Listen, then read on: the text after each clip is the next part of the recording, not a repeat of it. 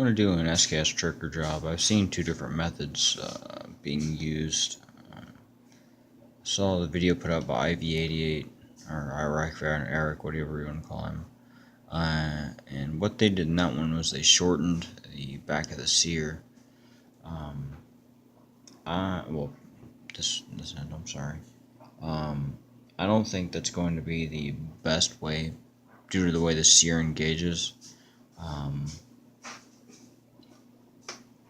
And the other one I saw was where the gentleman reduced the height of the sear at the area where the hammer engages. You can see in this one there's obviously some very strong metal contact. And what I'm going to be doing is I'm going to be reducing this height to see how that affects the trigger pull. So I have my handy dandy stone. The guy, what he did, he used stones to take off a significant amount of material, which I don't think is really advantageous. You know, there's quicker methods. But again, this is a hand fitting job. This isn't a Dremel fuck it up quick job. I can't remember who said it, but I think it might have just been me. It's like I can fuck things up a lot more slowly with the stone than I can with the Dremel.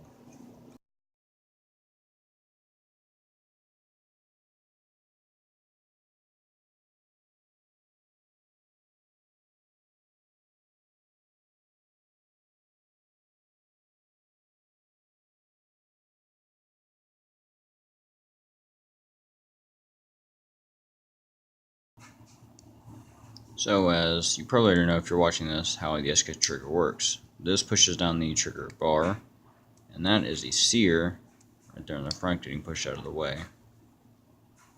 Now, when the hammer goes down, that resets. So, way to check if you made any progress is take a piece of lumber or the corner of your workbench. Now, because I'm a kitchen table gunsmith, I am currently on a kitchen table, and I'd rather not damage it. So as you can see, trigger bar and sear engagement right there, and still not good enough. Gotta keep working.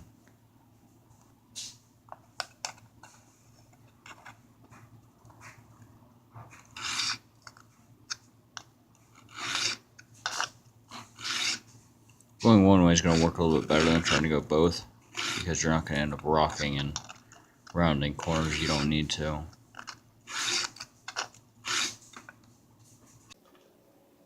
So here's my target pre-trigger job. I'm using the Wolf 123 grain, and the circles just show you basically where the groups were. Yeah. See, the first one was 3.32 inches, and these are measured from center to center of the largest spread of the shot. That's not a bullet hole. That's just where it was stapled in. This is the same, 3.62. So horrible. 2.24, not as terrible. 2.34, not as terrible. And so 50 yards, Wolf 123 grain with the 4X POS. Ooh.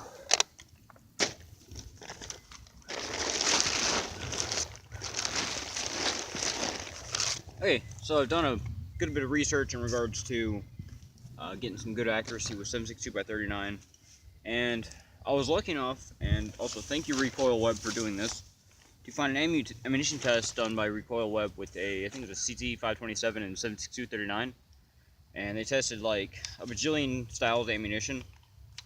They did chronograph tests, MOA, ammunition weight. They just weighed the cartridges fully loaded on a scale individually, and I think this was like deviations of 5 rounds, because they were only able to get like a box or something of one of the ammunition types. Surprisingly enough, the Hornady ammunition, which is commercially available in pretty decent ammo, didn't do very well. It got beaten out actually by Barnall, PMC, Federal, and you know is just above Privy Partisan, which really doesn't say a lot. I'm also just not a fan of Winchester ammunition, generally speaking, for really anything. Just because like steel case ammo is the same quality for the price, or for a lower price. But S&B did really well, really small standard deviation, and I'll put these numbers on the screen, obviously. smallest to the largest average in MOA, so minute of angle at 100 yards. Barnaul, which is also readily available. They use Brown Bear. They list the correct name of the ammo, the ammunition weight, and all the smallest and largest group sizes in the standard deviation.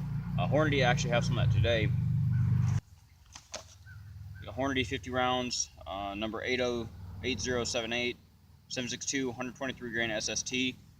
I have Wolf Polyformance 123 grain, which is it's generally just good, consistent ammo. And then I have some S&B, which is number 3 on this list, 123 grain FMJ, and I just have 20 rounds of this, but I'm doing 5-shot groups because I have 20 rounds of ammunition, so that works out. I have my target set up at 50 yards, just because it's easier for me to see. My downside is my target's just in a shadow, so it's a little bit harder to see some of the positions I'll be shooting at. But a 5-shot group, I believe, offers a lot more of an idea of the consistency a rifle is capable of. And I've also done a trigger job on this SKS. Stay over there. I've also done a trigger job on this SKS because the last groups I shot were essentially 5M away at 100 yards. They're about 2.5 inches at 50, which is fucking horrible. I have a baseline of Wolf 123 grain loaded in here, and I'm going to shoot that, and then I'm going to look at the groups, and we're going to shoot the S&B and then the Hornady.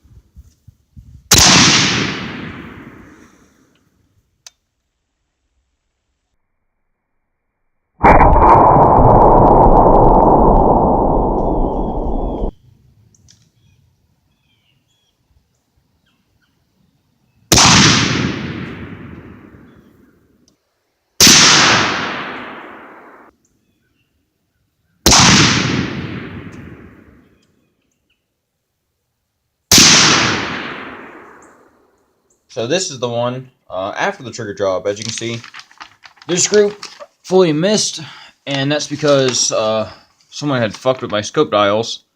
So the shots weren't landing where they're supposed to. They're landing farther left, and I think that's when I went shooting like 300 yards or something. Had to adjust for windage. But so Wolf 123 grain, 50 yards, 4x POSP for post trigger job, and here's group 3. It's 1.65. You can see the average there, 1.73 inches. Group 2 is 2.15.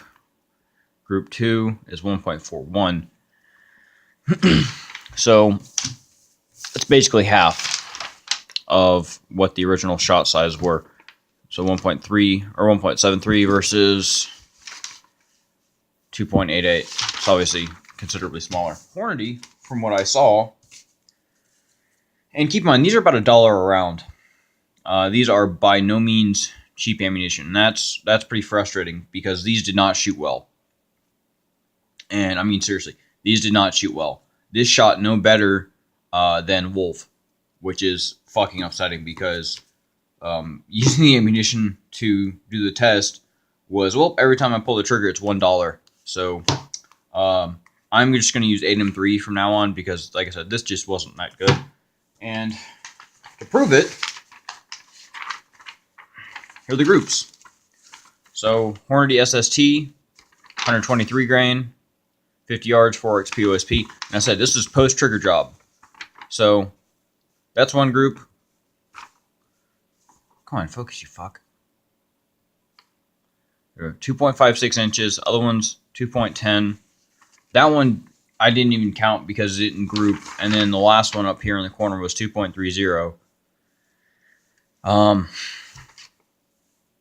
Like, seriously, the Wolf is already beating the hell out of this with the average size being 1.73, and this one's 2.32. And I think that's because they don't use a 310 diameter bullet. I think they use a 308. So that's obviously not going to lend itself to a gun that has a fucking 310 bore. So, that being said, I tested one of the other good ammunitions, which was the Pretty Partisan, and I don't know what happened, but I was only able to get one group, and it was good though. It was 1.67. See the basic stuff: Pretty Partisan, 123 grain, 50 yards, 4 XP OSP. I think it was because I lost my reticle,